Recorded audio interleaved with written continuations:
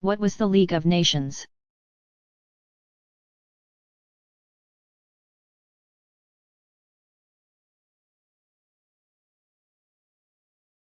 The League of Nations was the forerunner to the United Nations.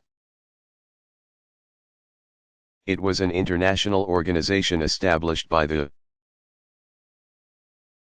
Treaty of Versailles at the end of World War I, 1914-18. Since the United States never ratified that treaty, it was not a member. The League was set up to handle disputes among countries and to avoid another major conflict such as the Great War, which is how World War I was referred to until the outbreak of World War II. But the organization proved to be ineffective. It was unable to intervene in such acts of aggression as Japan's invasion of Manchuria in 1931, Italy's conquest of Ethiopia during 1935 to 1936, and occupation of Albania in 1939, and Germany's takeover of Austria in 1938. The League of Nations dissolved itself during World War II, 1939 to 45.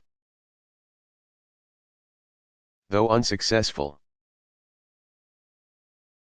the organization did establish a basic model for a permanent international organization.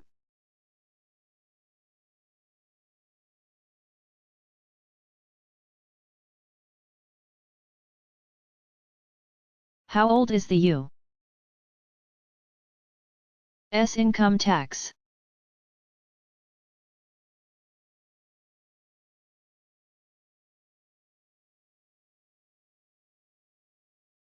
It dates to 1913. Proposed in Congress on July 12, 1909, and ratified February 3, 1913.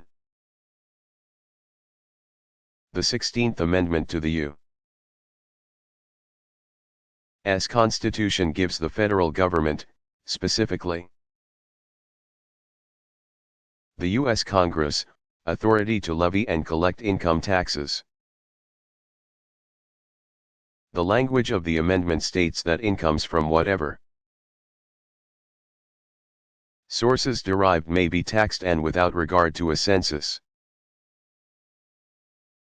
In other words, it is up to Congress to determine the level at which citizens of the country are taxed. And this may be done without apportionment among the individual states. 100 years before the 16th Amendment was approved, Congress had begun eyeing income tax as a way to collect funds for government use. Lawmakers first considered levying an income tax to help pay for the War of 1812, 1812-14, which the new republic fought against Great Britain over shipping disputes. During the American Civil War, 1861-65, Congress imposed an income tax for the first time, charging workers and businessmen between 3 and 5% of their earnings and establishing, in 1862, a Bureau of Internal Revenue to administer the tax program. Once the war was over, income taxes were phased out. In 1894, responding to increasing economic and political pressures, the legislature again passed an income tax law. 2% on all incomes over $4,000, as part of the Wilson-Gorman Tariff Act. But it was struck down by the U.S. Supreme Court, which declared it unconstitutional in the case of Pollock v. Farmers Loan and Trust Company, 1898. In the early 1900s, the idea of an income tax received widespread political support for the first time. Progressive politicians could see that the nation's wealth was poorly distributed. the gap between rich and poor growing wider. Conservative politicians worried that the government would not be able to respond to a national emergency if it lacked resources. These political factions found a single voice in favor of a graduated income tax. A tax based on level of income, those who earn more pay higher taxes. To circumvent the U.S. Supreme Court, it was necessary for Congress to propose an amendment to the Constitution. In ratifying the amendment, the states gave Congress the authority to set rates and collect income tax. Tax rates have fluctuated ever since the passage of the 16th Amendment, reaching their highest mark during World War II, 1939-45, when the rate soared to 91%. The war effort also brought the innovation of automatic withholdings. Taxes were deducted directly from paychecks. In 1953, the Bureau of Internal Revenue was dramatically reorganized to create the Internal Revenue Service, IRS. Over the decades, tax laws, collectively called the tax code, have become increasingly complex, prompting a recent movement in favor of a flat versus the graduated tax, where all taxpayers are charged at the same rate.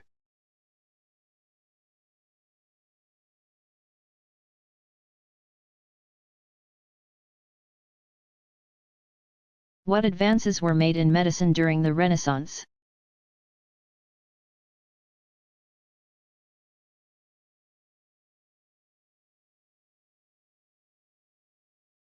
The chief advance of the Renaissance, 1350 to 1600, was an improved understanding of the human anatomy.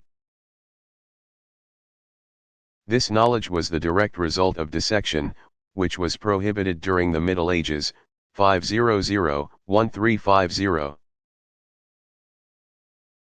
The scientific spirit of the Renaissance saw those laws relaxed, and researchers were free to dissect human corpses for study. Among those who practiced dissection was Leonardo da Vinci, 1452 to 1519. While the Italian artist may be better known for the Mona Lisa, he also contributed greatly to the understanding of human anatomy, producing more than 750 anatomical drawings as a result of his studies in dissection.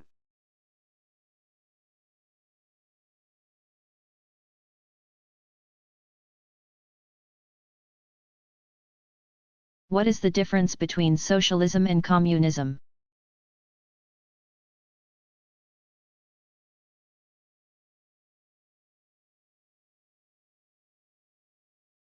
In practice, there is little distinction between the two systems,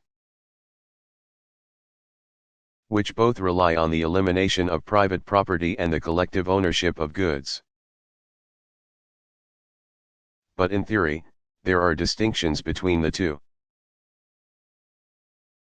According to Marxism, socialism is a transition state between capitalism and communism.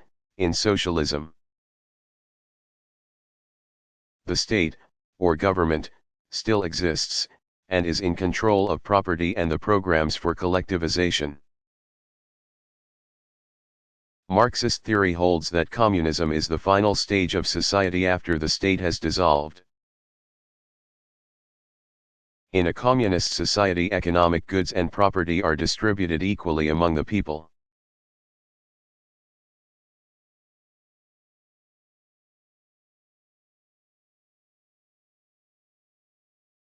Were there any other airship disasters before Hindenburg?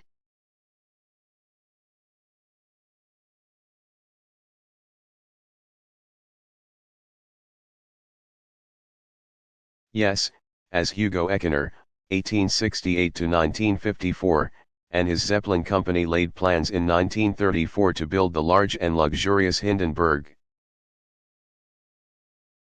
Most other nations with airship programs had either abandoned them or were about to. Since all had experienced disastrous and fatal crashes.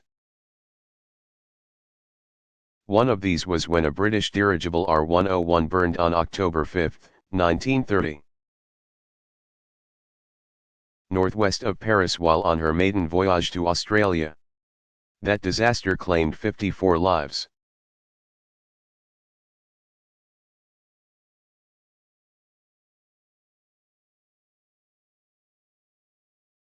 What is NAFTA?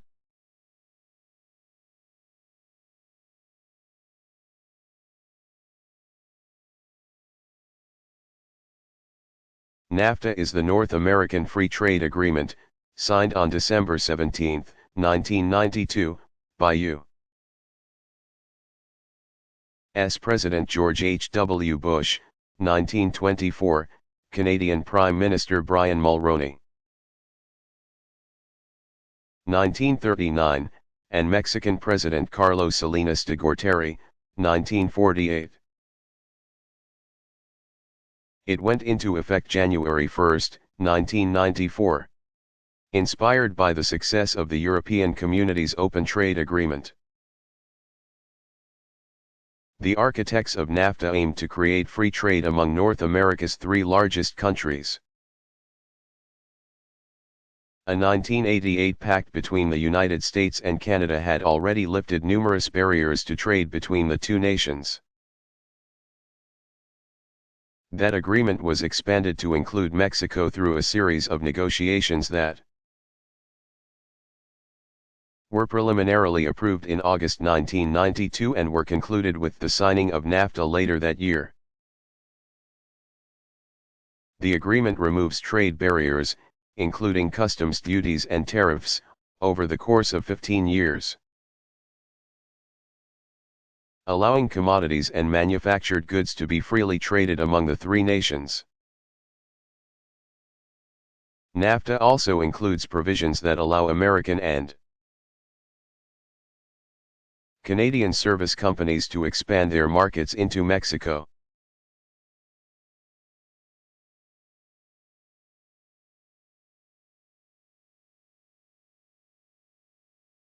What are the 10 Commandments?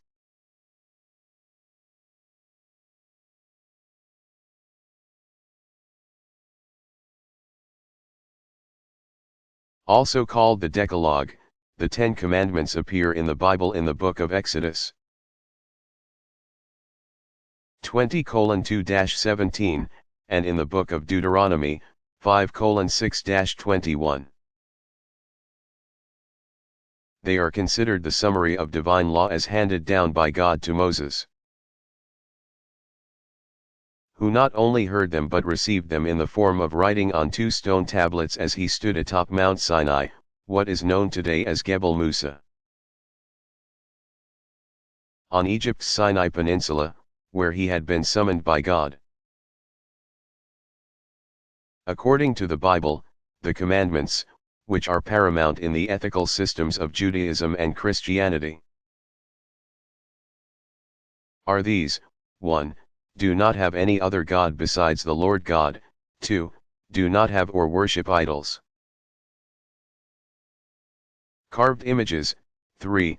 Do not make wrong use of the name of the Lord your God, or do not take the name of the Lord in vain. 4. Keep the Sabbath day holy. 5. Honor your mother and your father. 6. Do not commit murder. 7. Do not commit adultery. 8. Do not steal. 9. Do not give false evidence against your neighbor. And 10. Do not covet your neighbor's household or lust after your neighbor's spouse.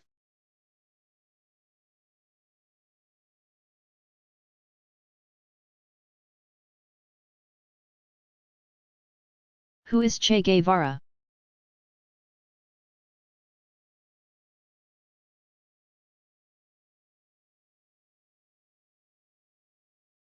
Escobedo Che Guevara, 1928 to 1967.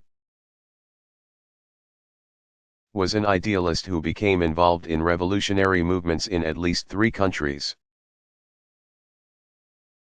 The Argentinian, who had earned his degree in medicine in Buenos Aires in 1953.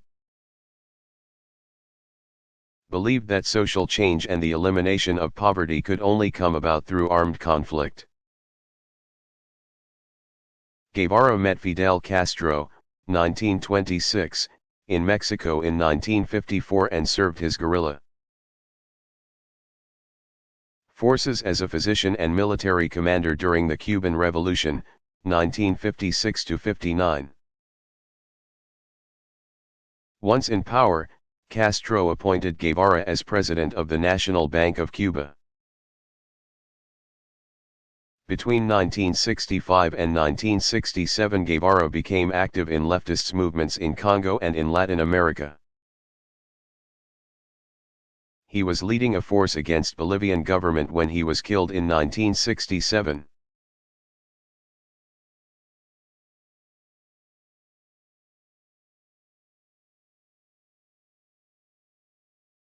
Why was Susan B.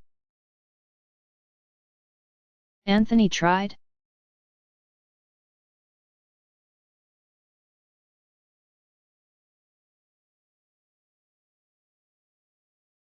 Susan B.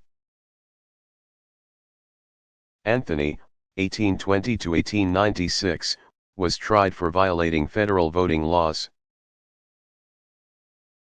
The suffrage movement was in full swing in 1872 when Anthony and 14 female companions went to the Rochester, New York, voter registration office and demanded to be registered. When the officials refused, Anthony argued with them, showing them the written opinion of a Judge Henry R. Selden, who agreed with her, and others, that the 14th Amendment 1868 also protects women's rights, including the right to vote.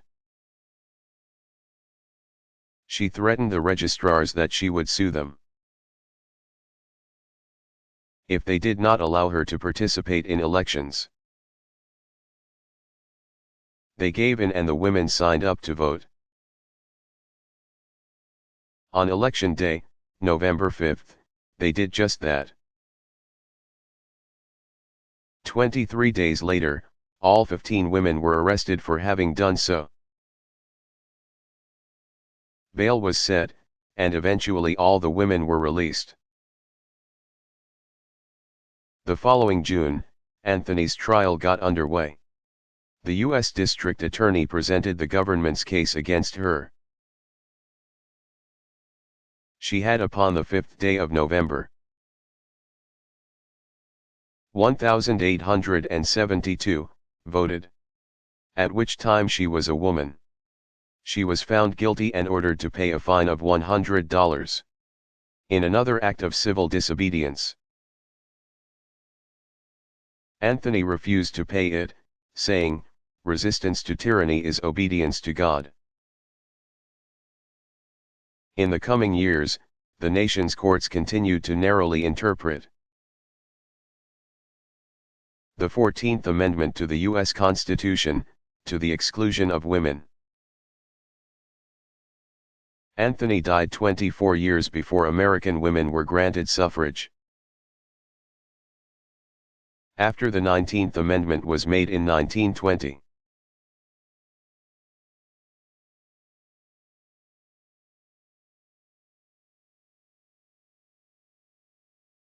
What does the Declaration of Independence say?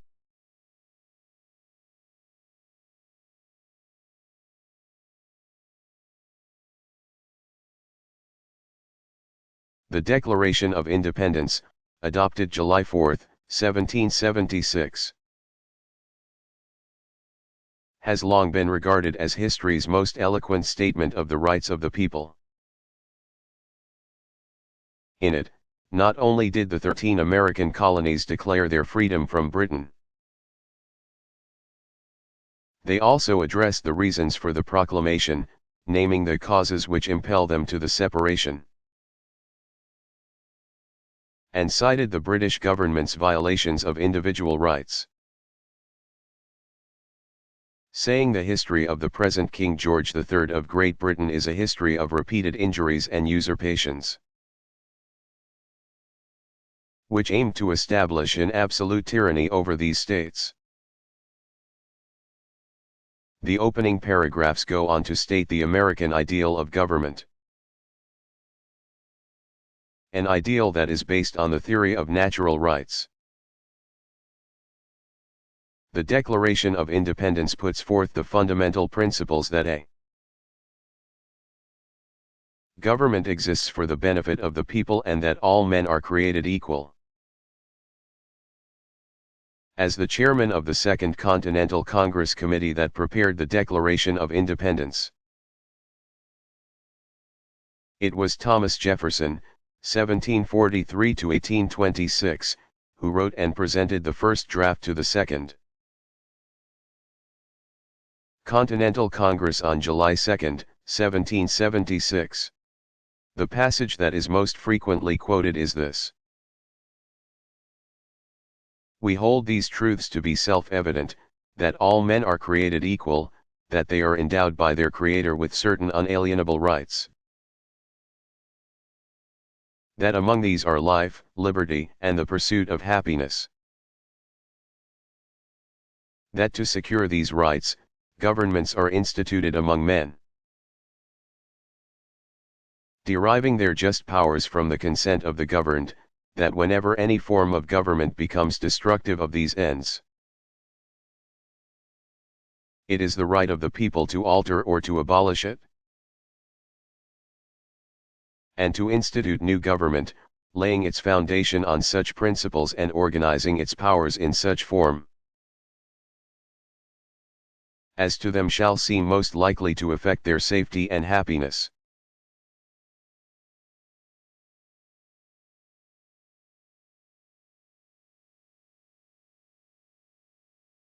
Who were the Know-Nothings?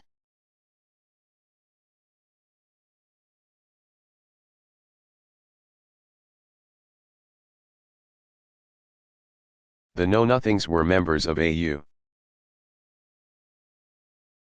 political movement during the mid-1800s, Americans who feared the foreign influence of immigrants. There was an influx of new arrivals in the 1840s, banded together, sometimes in secret societies, in order to uphold what they believed to be the American view. When people who were thought to be members of these groups were asked about their views and activities, the typical response was, "I don't know," which gave the movement its name. The Know-Nothings worked to elect only Native Americans, U.S. born citizens, to political office, and they advocated the requirement for citizenship be 25 years of residence in the United States.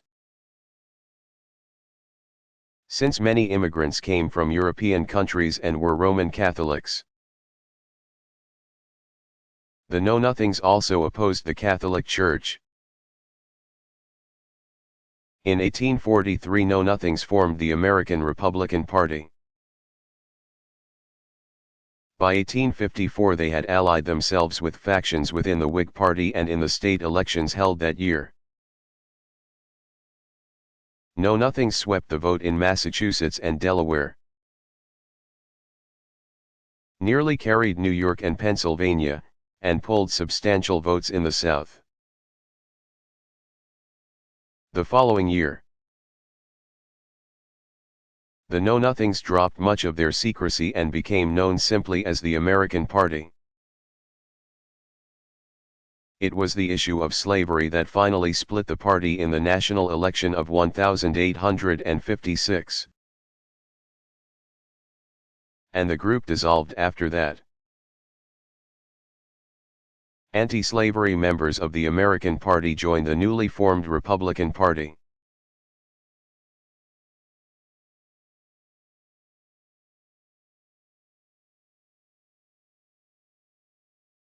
Why was Oppenheimer investigated for disloyalty to the United States?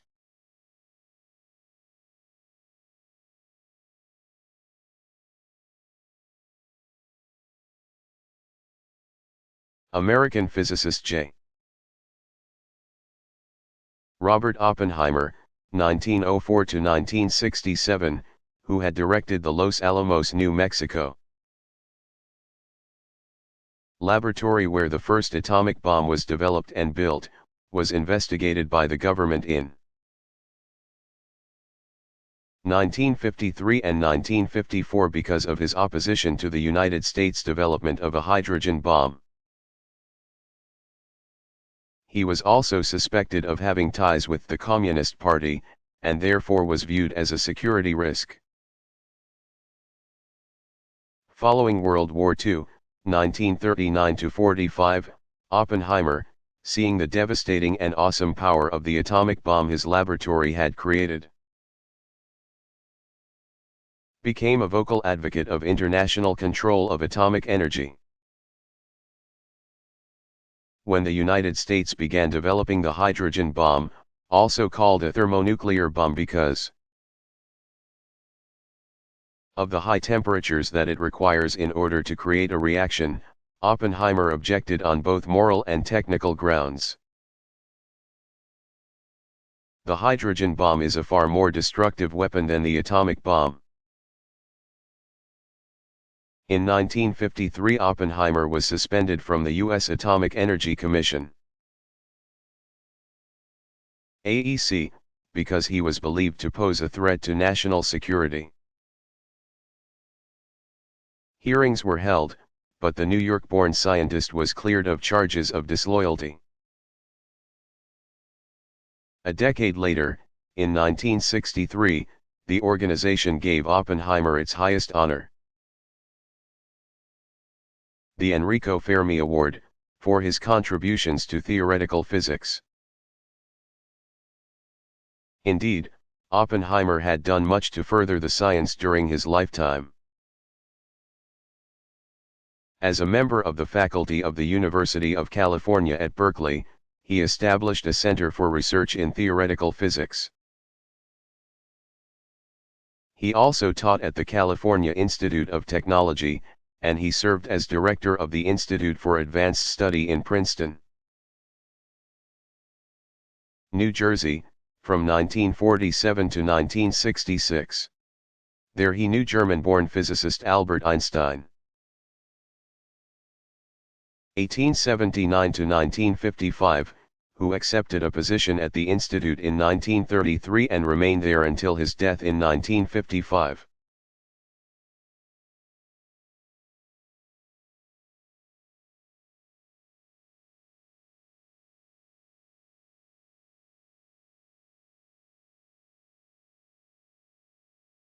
Why is Brahms's First Symphony sometimes called Beethoven's 10th?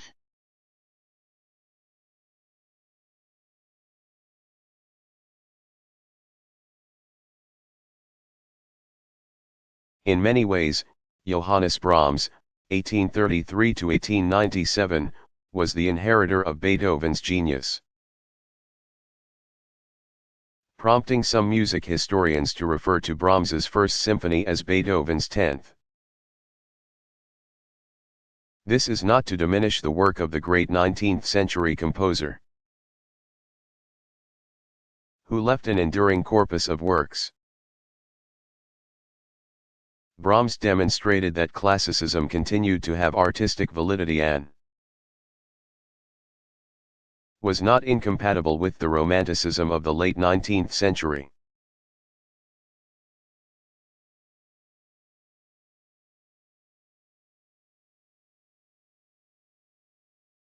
How is the current era characterized?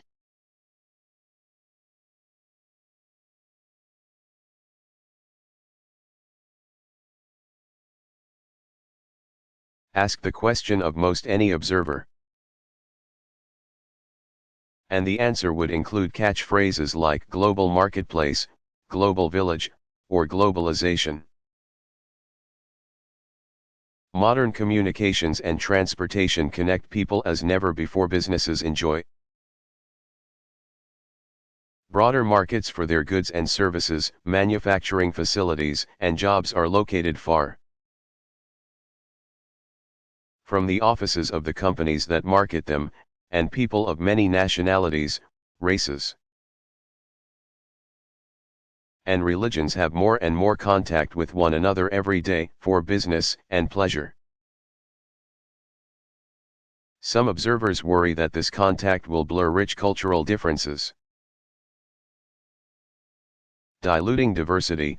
Others say that globalization will bring tolerance and increase understanding. Whatever the case, we are living our lives on a global stage. The things we buy and use are as likely to carry "Made in China" or "Made in Mexico" labels as they are any other. People continents away talk to each other not just over the telephone, but via cell phones. Instant messages, email, and internet chat rooms. We have an international forum, the internet, for buying, selling, and publishing, and we can get almost anywhere in the world with all due haste. Everything travels faster today, including ideas. The upsides are many. Modern communications and transportation made it possible, for example, for the world to mobilize aid to victims of the Southeast Asian tsunami of December 2004. But there are downsides as well.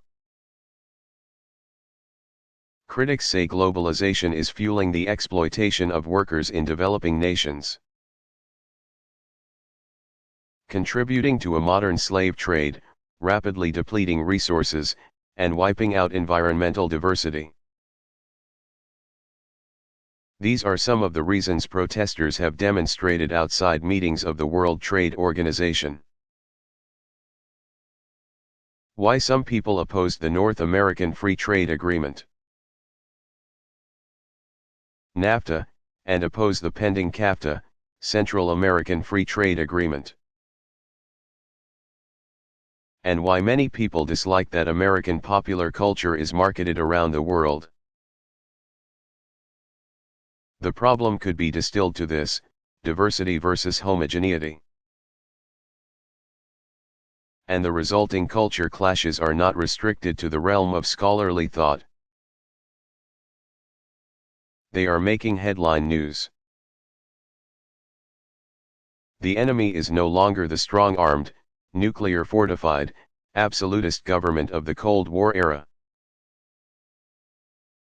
Though, as of mid-2005, North Korea remained a serious concern, the enemy.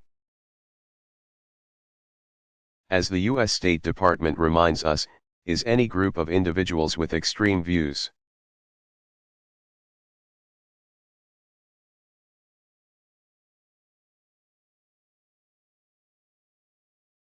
What was the Bill of Rights of 1689?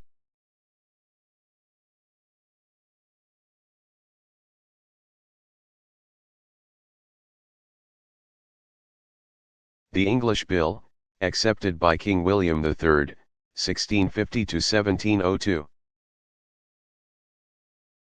Who ruled jointly with his Protestant wife Queen Mary II, 1662–1694, seriously limited royal power. After a struggle between the Stuart kings and Parliament and the subsequent ousting of King James II, 1633–1701, Parliament presented the Bill of Rights to King William and Queen Mary as a condition of their accession. The document not only described certain civil and political rights and liberties as true,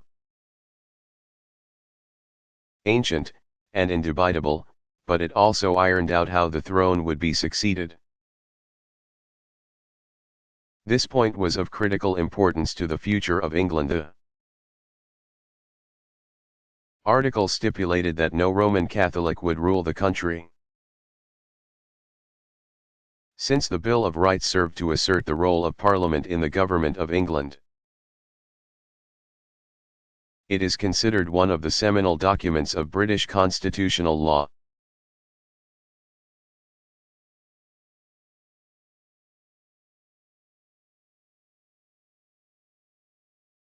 What was the Gunpowder Plot?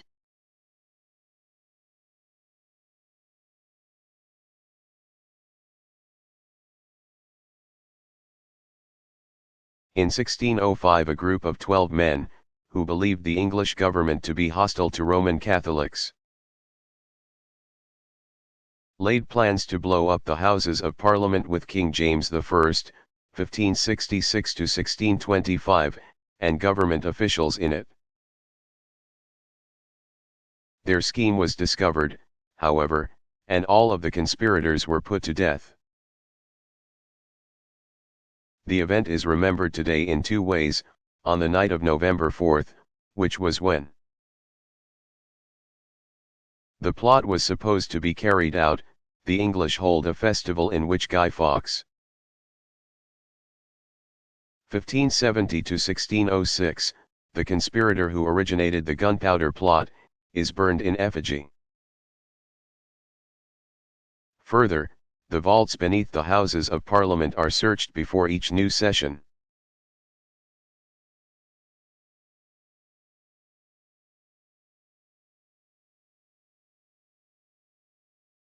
Who was Montezuma?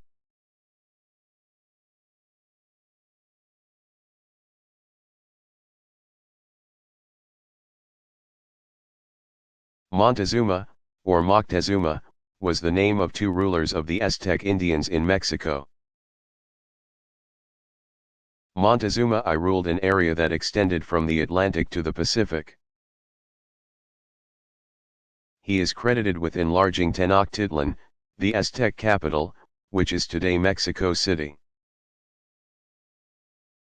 He died in 1469, but 3 years earlier was succeeded by his nephew, Montezuma II, 1466–1520. Who is the Montezuma most people are familiar with, since it was during his reign that the Aztecs came into contact with and were eventually conquered by the Spaniards under explorer Hernán Cortés, 1485–1547. In 1519 Montezuma tried to persuade Cortés not to come to Mexico City. But Cortés and his troops marched inland anyway. The Aztecs rose up to fight the Spaniards, but Montezuma was wounded as he addressed his warriors. He died a few days later, on June 30, 1520, 1 year before Mexico City fell to the Spaniards.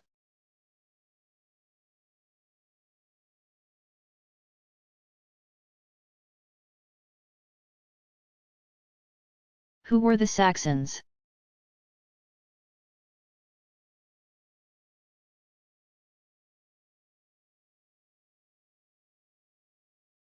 Saxons were a Germanic people who in the 2nd century lived in southern Jutland,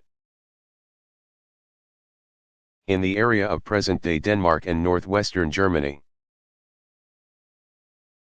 During the next 2 centuries the Saxons raided the coastal areas of the North Sea.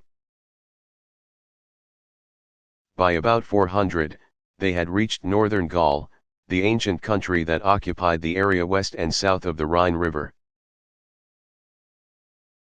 west of the Alps, and north of the Pyrenees Mountains. Roughly modern-day France, Belgium, Luxembourg, part of Germany, and part of the Netherlands. By about 450, as Roman rule was declining, the Saxons had reached England, where they merged with the Angles and began setting up Anglo-Saxon kingdoms.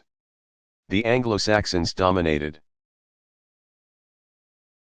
England until it was conquered by Danish Vikings, under the leadership of Canute, in 1016.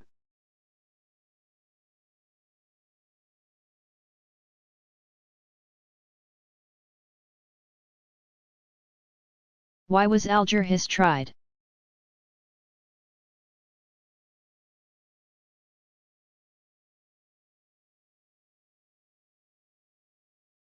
U.S.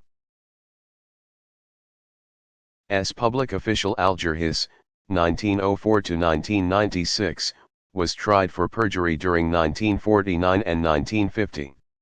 His first trial ended in a hung jury, and the second trial concluded with a guilty verdict and a sentence of 5 years in prison. Hiss served 4 years and 8 months before he was released and returned to private life.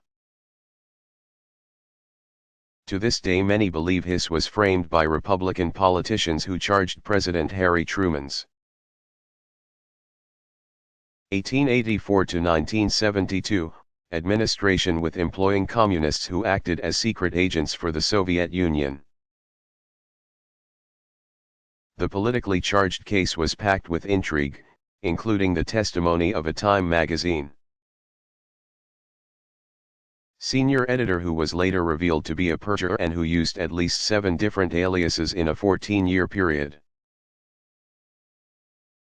Microfilm evidence stored in a hollowed-out pumpkin in the middle of a farm field. And an old typewriter, which later evidence and testimony revealed was probably a fake. The case against Hiss was made amidst the investigation of un-American activities of the House of Representatives. It was 1948 and the Cold War was on, distrust was running high. And when a man named Whittaker Chambers, an editor at Time, appeared before the House committee and claimed that Hiss had been a courier who had transported confidential government documents to the Soviets. Hiss, then president of the Carnegie Endowment for International Peace, became the subject of investigation. He was indicted and stood trial, in spite of his distinguished career as a public servant. He had served in the State Department for 11 years. A parade of character witnesses who testified of his integrity, loyalty, and veracity, and his own vehement denial of the charges. The prosecution managed to bring enough evidence against him to convince a second jury that Hiss lied when he said the charges that he was a secret agent were a complete fabrication. The jury in Hiss's first trial deadlocked following more than 14 hours of deliberation.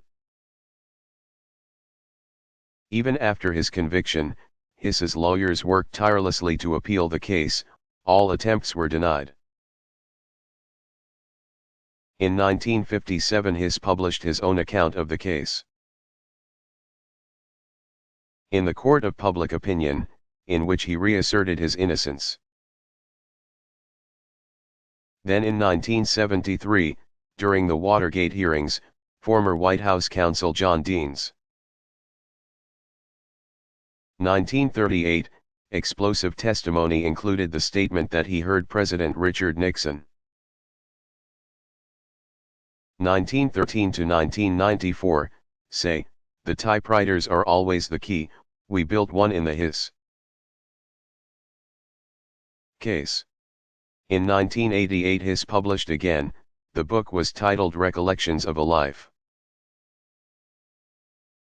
4 years later, at the age of 87, Hiss appealed to the Russian government to examine their intelligence archives to see what they revealed about him. The response came back that there was not a single document substantiating the allegations that Hiss had collaborated with the Soviet Union's intelligence service. That same year, 1992, Hiss's son, Tony, wrote an article for the New Yorker magazine. It was titled "My Father's Honor."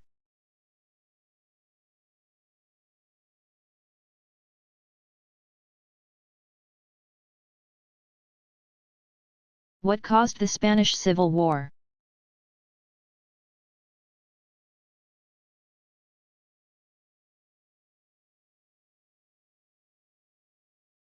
From 1936 to 1939, two sides fought for control of Spain, the nationalists and the loyalists.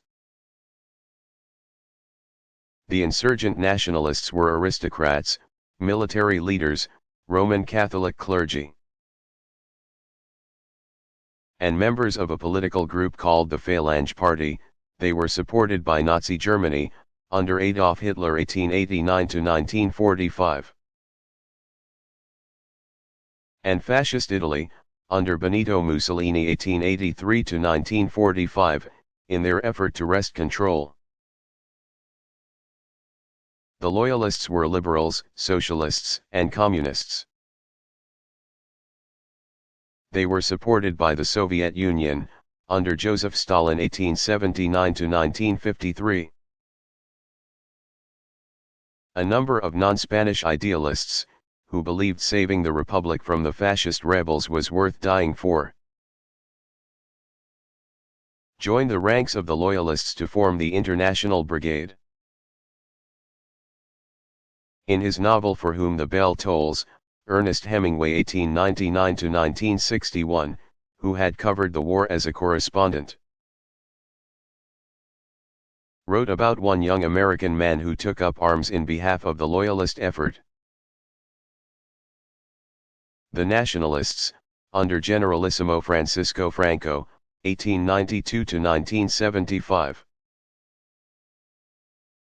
won the war when they captured Madrid in March 1939, beginning an era of harsh right-wing rule. And, as with any war, the fascist victory had come at a dear price. Hundreds of thousands dead and massive destruction throughout the country.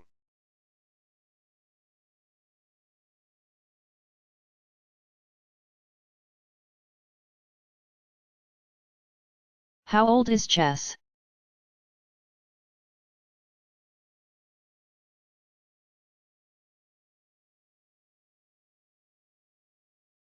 It dates to the Middle Ages. In 1283 Alfonso X, 1221 to 1284, King of Castile and Leon, Spain, commissioned the Libro de Ajedrez, Dados y Tablas, Book of Chess, Dice, and Backgammon, based on an Arabic text. This book is still considered an important source on leisure activities in the Middle Ages. 500-1350.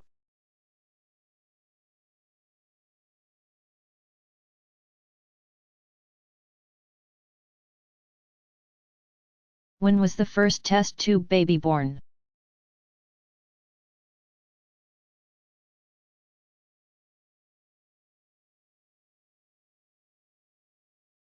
The process of in vitro, artificial, fertilization, IVF,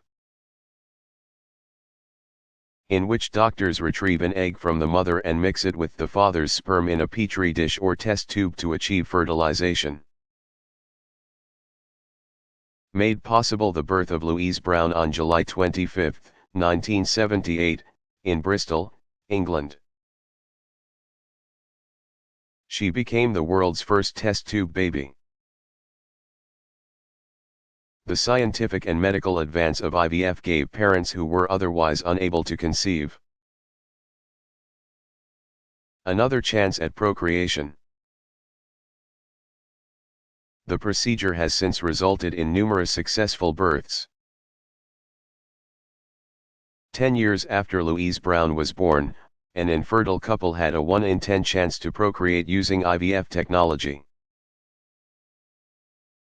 And 20 years later the chances had increased to 1 in 5. But as Louise Brown and her parents celebrated her 20th birthday in 1998, news stories abounded discussing the ethics of in vitro fertilization. With scientists now able to clone sheep and mice, public opinion often veered toward fear.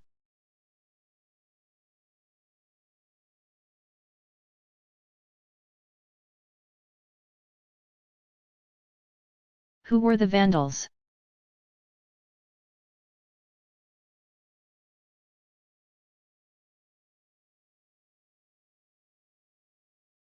Like the Goths, the Vandals were a Germanic people who originated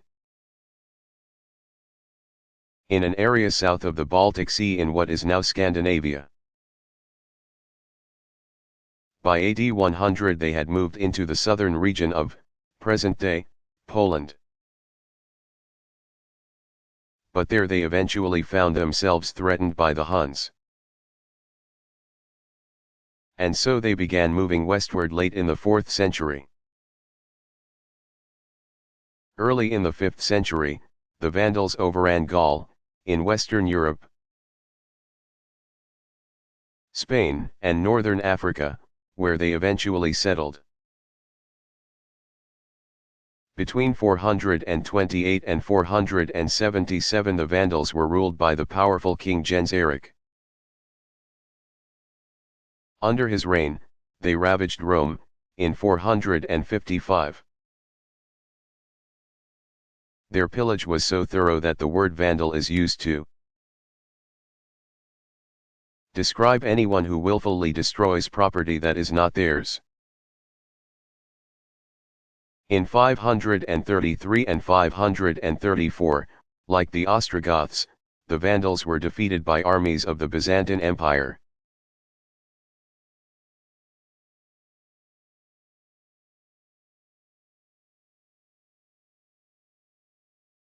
Would scientists soon be able to clone humans?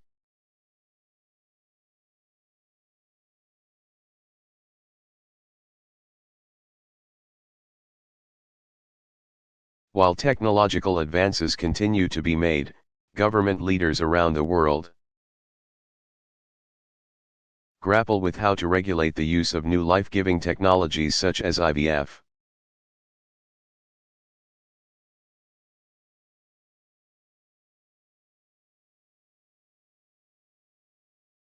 What is the worst flood in history?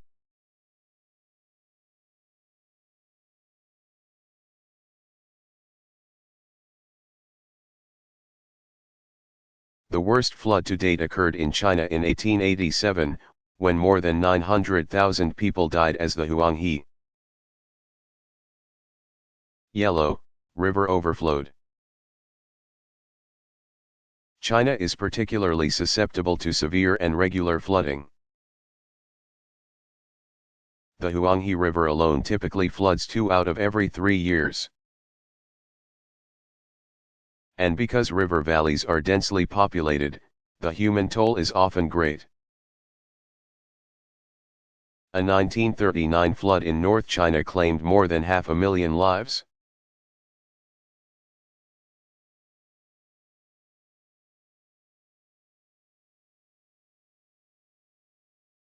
Why did Spain authorize Columbus's expedition in search of a westward route to the Indies?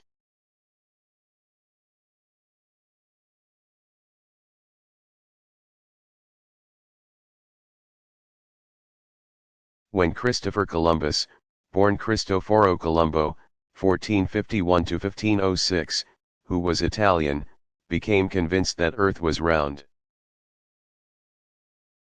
He had been studying the writings of Ptolemy, and that he could, therefore,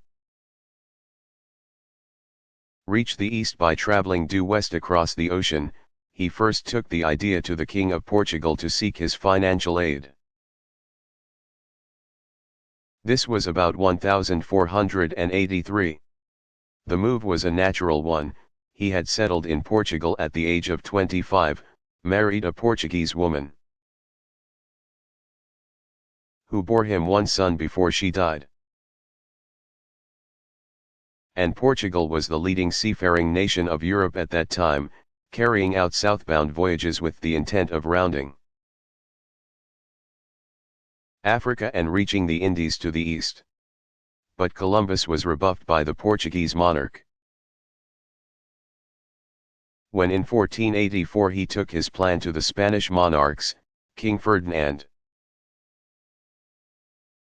1452–1516, and Queen Isabella, 1451–1504, they too refused to back him.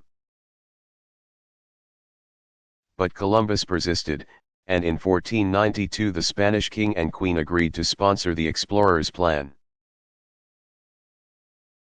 There were two reasons for the decision: the overland trade route to the Indies. India and its adjacent lands and islands in the Far East had long been cut off by the Turks, and the Western Europeans found themselves in need of finding a new trade route to the Far East. Further, Ferdinand and Isabella were devout Christians, as was Columbus, and they all shared a desire to advance the Christian religion. In short, the monarchs saw that there were both material and religious advantages for backing Columbus's expedition.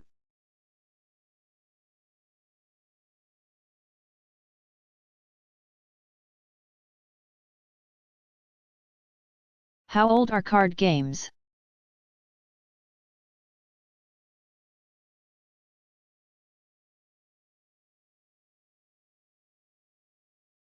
Card games are believed to have originated in China in about A.D. 800. By the late 1200s, cards had made their way to Italy, perhaps carried aboard merchant ships, and from there spread to other parts of Europe. The present-day variety of four suits, hearts, diamonds, clubs, and spades was adopted in France during the 1500s.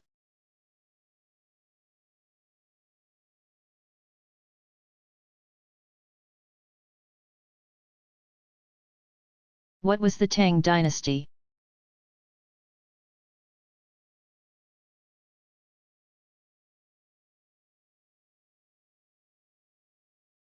The Tang, 617 to 907, was the sixth to last Chinese dynasty. It's well known since the period saw great achievements not only in government and business,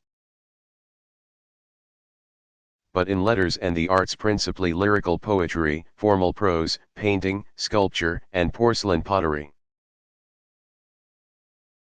The first published book, the Diamond Sutra, was produced during this time, in 868.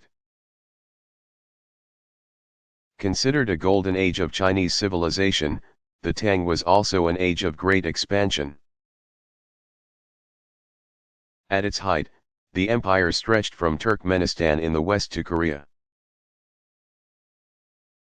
which was a vassal state, in the east, and from Manchuria to northern India. As a result, trade prospered, with Chinese jade, porcelain, silk, rice, spices, and teas exported to India, the Middle East, and Europe. One historian called the Tang the consummate Chinese dynasty, formidable, influential, and innovative. One of the Tang's innovations was the balance of administrative power. Government was separated into three main branches: the Imperial Secretariat, which organized the emperor's directives into policies; the Imperial Chancellery, which reviewed the policies and monitored bureaucracy; and the Department of State's Affairs,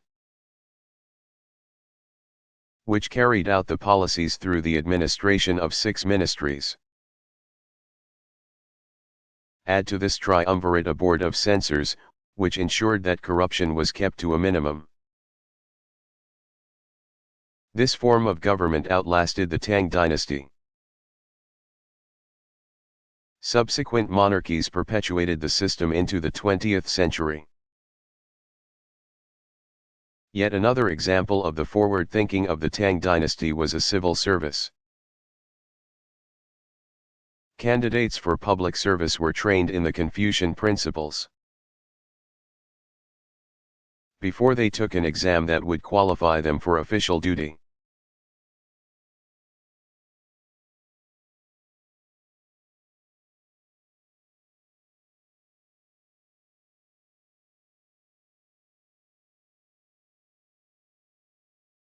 What happened to the Butcher of Bosnia?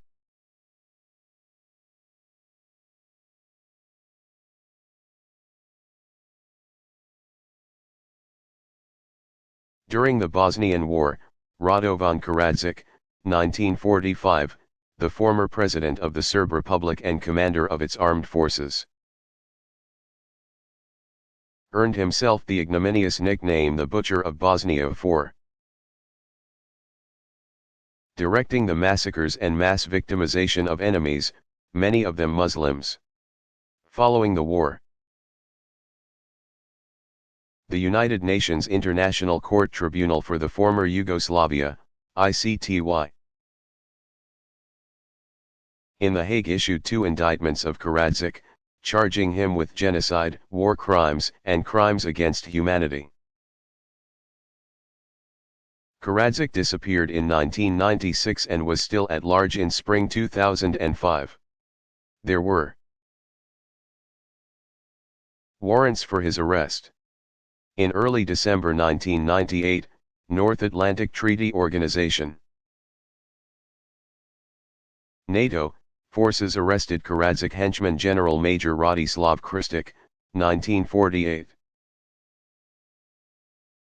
The high-ranking Serbian official was believed to have taken part in the July 1995 massacre of as many as 8,000 Muslims in the eastern Bosnian town of Srebrenica. On August 2, 2001, Kristic was found guilty of genocide, persecutions for murders, cruel and inhumane treatment, terrorizing the civilian population, forcible transfer and destruction of personal property of Bosnian Muslim civilians, and murder as a violation of the laws and customs of war. He was sentenced to 46 years in prison. After appeals, in April 2004, Kristic's sentence was reduced to 35 years based on the court's belief that he had aided and abetted acts of genocide but had not instigated them. He was transferred to Great Britain to serve out his sentence. Another high-ranking Serbian military leader who faced charges of genocide before the ICTY was General Ratko Mladic, 1942. As the former commander of the Bosnian Serb forces in Bosnia and Herzegovina,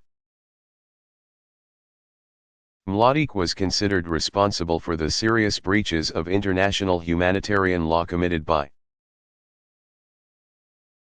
the Bosnian Serb forces between May 1992 and July 1995, including the massacre at Srebrenica. His indictment also included charges of war crimes and crimes against humanity. He was still wanted in spring 2005.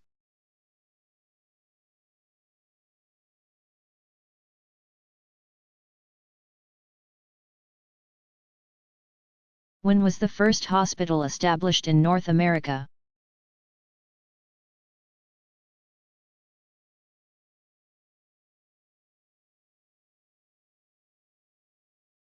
It was in 1503 when the Spanish built a hospital in Santo Domingo in the Dominican Republic, then known as Hispaniola. It is no longer in existence, but ruins remain. On the North American mainland, the first hospital was opened in Quebec, Canada, in 1639. The first incorporated hospital in the United States was the Pennsylvania Hospital in Philadelphia.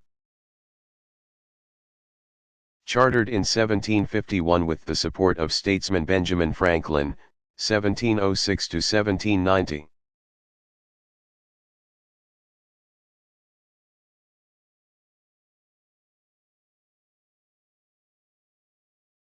Is it true that the engineers of the Challenger's O-rings warned NASA that the devices might fail?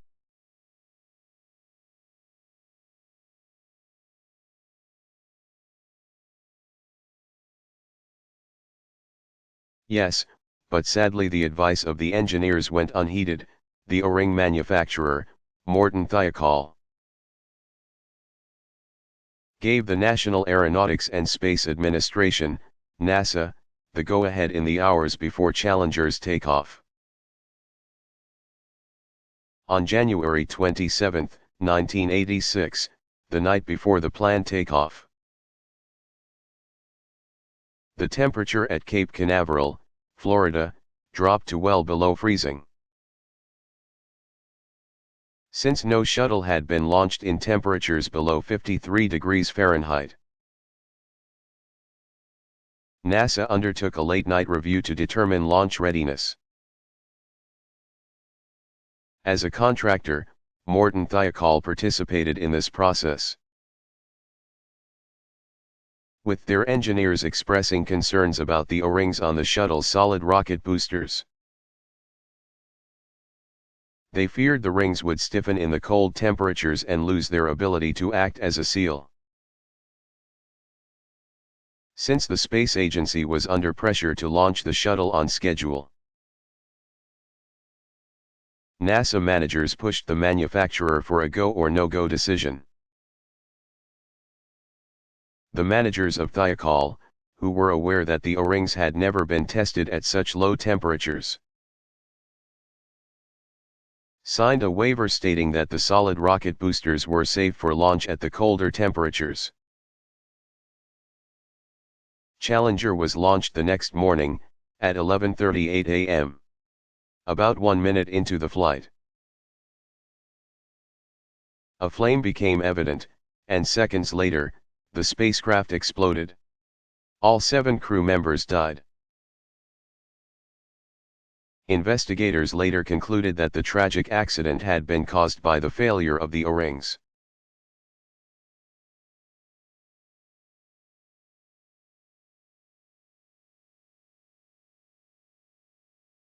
When were the first schools established?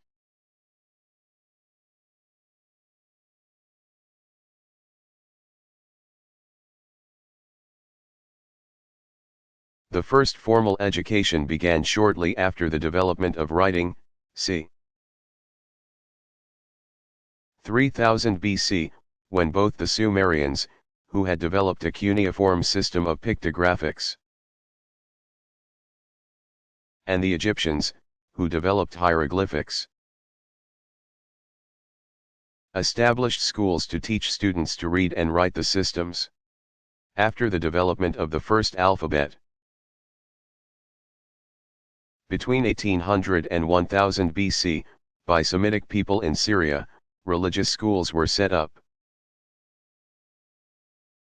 Priests taught privileged boys to read sacred Hebrew writings, the Torah. The first school that was open to everyone, not just the upper classes, may well have been that established by Chinese philosopher Confucius, 551 to 479 BC, who taught literature and music, conduct, and ethics to anyone who wanted to learn. The Western model of education is based on the ancient Greek schools, which were founded about the 5th century BC, in the city-state of Sparta.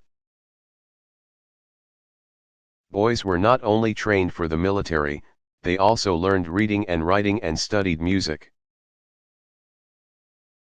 In Athens, boys learned to read and write, memorized poetry,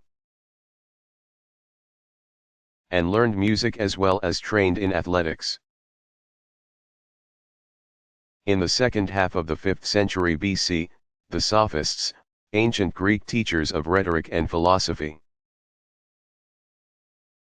schooled young men in the social and political arts, hoping to mold them into ideal statesmen.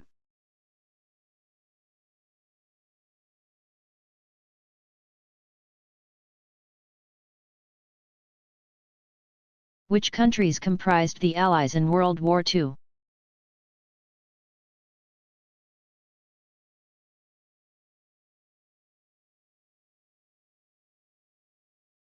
The 3 major Allied powers were Great Britain, the United States, and Soviet Union.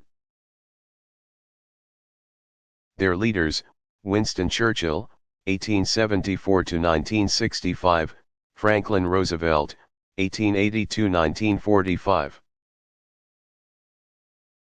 And Joseph Stalin, 1879–1953, were referred to as the Big Three. They and their military advisors developed the strategy to defeat the Axis countries, though Stalin, for the most part, acted alone on the Soviet front. China, which had been at war with Asian rival Japan since 1937, also joined the Allies. 46 other countries became part of the Allied front before the war was over. Germany invaded Poland on September 1, 1939. And within days Great Britain entered into fighting against Germany. Australia, New Zealand, India, France, South Africa, and Canada also allied with Great Britain, as did Norway. Denmark, Belgium, the Netherlands, and Luxembourg in 1940, all of them under siege by Nazi Germany. Greece entered the war later that year, as did Yugoslavia in the spring of 1941. On June 22, 1941, the Soviet Union entered the war. And in the days after the Japanese bombing of the U.S. naval base at Pearl Harbor, Hawaii, on December 7, 1941, 12 more Allied countries became involved in the war, chief among them, the United States and China. The others, with the exception of Czechoslovakia, were all Caribbean and Latin American countries. Panama, Costa Rica, the Dominican Republic, Haiti, Nicaragua, El Salvador, Honduras, Cuba, and Guatemala. The year 1942 saw 3 more countries join the Allies: Mexico in May, Brazil in August, and Ethiopia in December. In 1943 and 1944, in what were perhaps the darkest days of the war, Iraq, Bolivia, Iran, and Colombia signed on as allied nations, followed by the tiny country of San Marino. Significant since it is situated wholly within the boundaries of Axis power Italy, Colombia, and Liberia. February and March of 1945 saw another wave of nations siding with the Allies. The South American countries of Ecuador, Paraguay, Peru, Chile, Venezuela, Uruguay, and Argentina, along with the Middle Eastern countries of Egypt, Syria, Lebanon, and Saudi Arabia. Mongolia, the Mongolian People's Republic, in Central Asia, was the last to join the Allies. On August 9, 1945. Of course, the level of support each Allied nation lent to the war effort varied. But it was significant that the list of Allied nations grew longer with each year that the war was fought.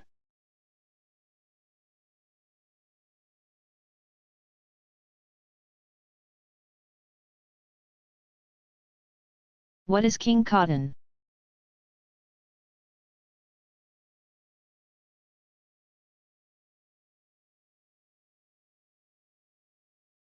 King Cotton was an expression of the mid-1800s, when cotton had become so vital to the economies of southern states that it was said to rule them.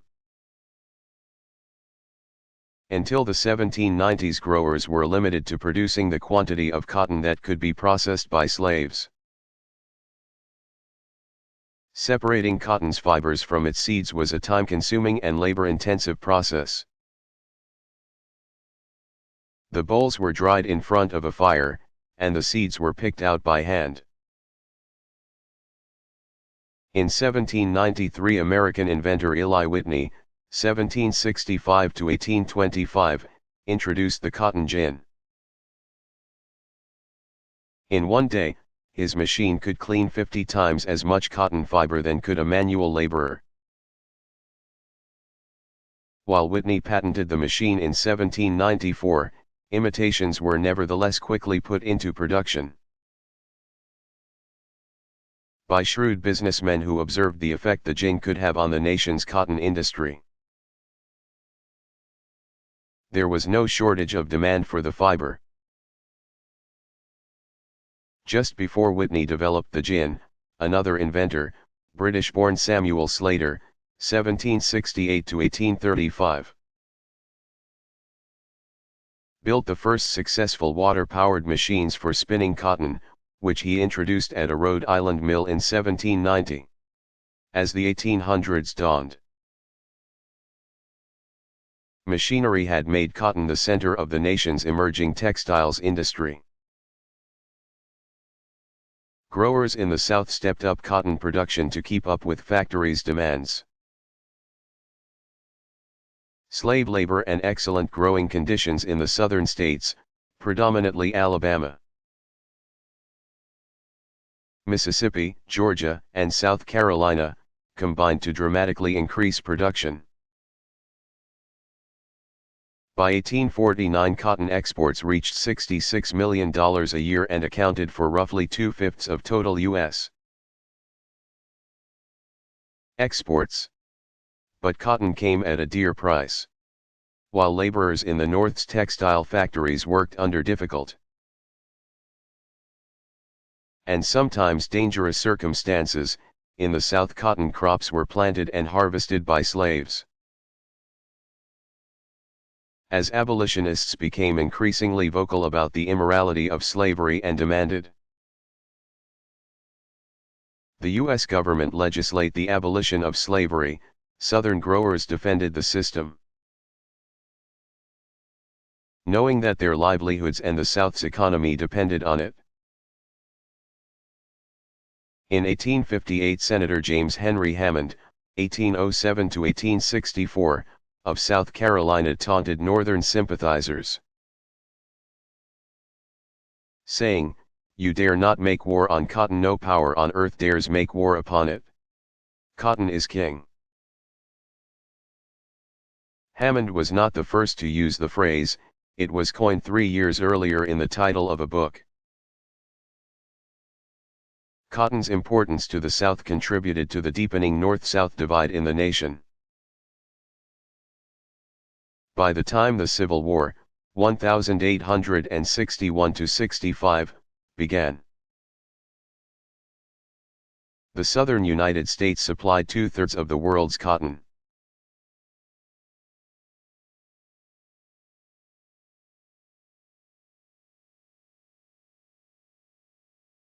Which artists and thinkers are considered the greatest minds of the Renaissance?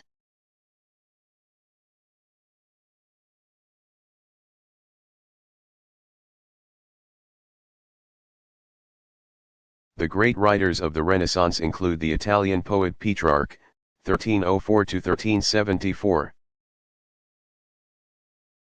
who became the first great writer of the Renaissance and was one of the first proponents of the concept that a rebirth was in progress.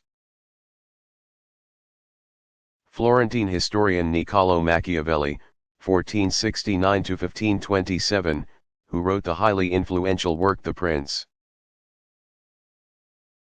1513, English dramatist and poet William Shakespeare, 1564–1616. Whose works many view as the culmination of Renaissance writing, Spain's Miguel de Cervantes, 1547–1616, who penned Don Quixote. 1605, the epic masterpiece that gave birth to the modern novel, and Frenchman François Rabelais, c. 1483–1553, who is best known for writing the 5-volume novel Gargantua and Pantagruel. The great artists of the Renaissance include the Italian painters/sculptors Sandro Botticelli, 1445–1510. Whose works include The Birth of Venus, Leonardo da Vinci, 1452–1519. Whose Mona Lisa and The Last Supper are among the most widely studied works of art, Michelangelo Buonarroti, 1475–1564. Whose sculpture David became the symbol of the New Florence, and Raphael Sanzio, 1483–1520. Whose school of Athens is considered by art historians to be the complete statement of the High Renaissance.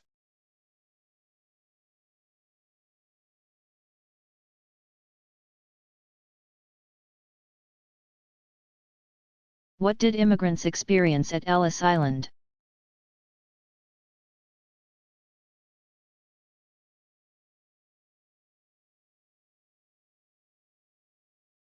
The Ellis Island Immigration Depot was a processing center for third-class ship passengers arriving in New York Harbor. Most first- and second-class passengers were processed by immigration officials on board their ships. The new arrivals were ferried from their transatlantic vessels to Ellis Island, where they disembarked and were guided in groups into registration areas in the Great Hall, a room 200 feet long and 100 feet wide. There they were questioned by government officials who determined their eligibility to land. Upon completing the registration process, newcomers were ushered into rooms where they were examined by doctors.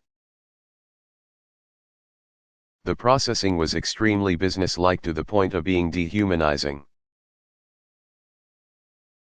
Processing typically took between 3 and 5 hours. An estimated 98% of those arriving at Ellis Island were allowed into the country. The remaining 2% were turned back for medical reasons, as U.S. health officials tried to keep out infectious diseases, or for reasons of insanity or criminal record. Other facilities at the Ellis Island Immigration Station included showers that could accommodate as many as 8,000 bathers a day, restaurants, railroad ticket offices, a laundry, and a hospital. At its peak, the Ellis Island Station processed some 5,000 immigrants and non-immigrating aliens, visitors, daily.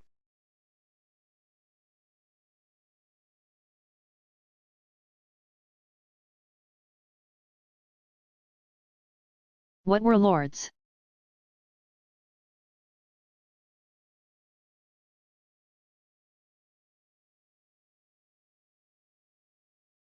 Lords, or seigneurs, were wealthy landowners during the Middle Ages, 500–1350. By about the 9th century, much of Western Europe was divided into huge estates, called manors. These were self-sufficient estates that were held by a lord. Members of the clergy could also be lords. The lord would lease land to peasants who would farm it, in return. The peasants would pay the lord in taxes, in services, or in kind, with crops or goods. In addition to farmland, a manor would typically have meadow, woodland, and a small village. The lord presided over the entire manor and all the people living there. As the administrator of the land, he collected taxes and presided over legal matters. But the manors were not military entities, in other words. The lord did not promise protection to the peasants living on his land. As such, the manors were purely socio-economic, as opposed to fiefs, which were social, economical, and political units.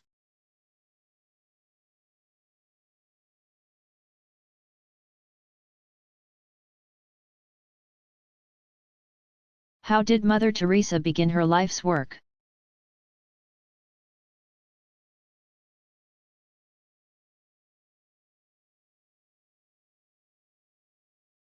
Born Agnes Gonca Bohakiou in August 1910 in Skopje, in present-day Macedonia. The woman the world knew as Mother Teresa had by age 12 realized that she would spend her life aiding the poor. At age 18 she left her family to pursue that mission. Joining a community of Irish nuns who were missionaries in Calcutta, India. There she took the name Sister Teresa and began teaching at St. Mary's High School, which she would continue to do for the next 17 years. She took her final vows as a nun in 1937. In 1946 she became ill and was believed to have contracted tuberculosis. Sent to Darjeeling in northeast India to recover, she was on a train when she heard the call to give up all and follow him to the slums to serve him among the poorest of the poor. In 1948 Pope Pius XII, 1876 to 1958, allowed Sister Teresa to leave her order and pursue this mission. In 1950, after receiving some medical training, she founded the Order of Missionaries of Charity in Calcutta. 2 years later she opened a home for the dying poor. It was called Nirmal Hriday or Pure Heart. 1 year after that she opened her first orphanage. It was the children there who called her Mother Teresa, or sometimes simply Mother. She spent her life helping the sick and the outcast, who she described as Christ in distressing disguise. Small in stature, she was frail and in poor health in her final years. But she continued her work nevertheless. It was not until March 1997, just months before her death, that she finally stepped down as head of her order. Having started with only 12 members, the Missionaries of Charity had grown to include more than 4,000 nuns who continued to run orphanages and hospices around the world. Mother Teresa died on September 5 of that year. She was 87.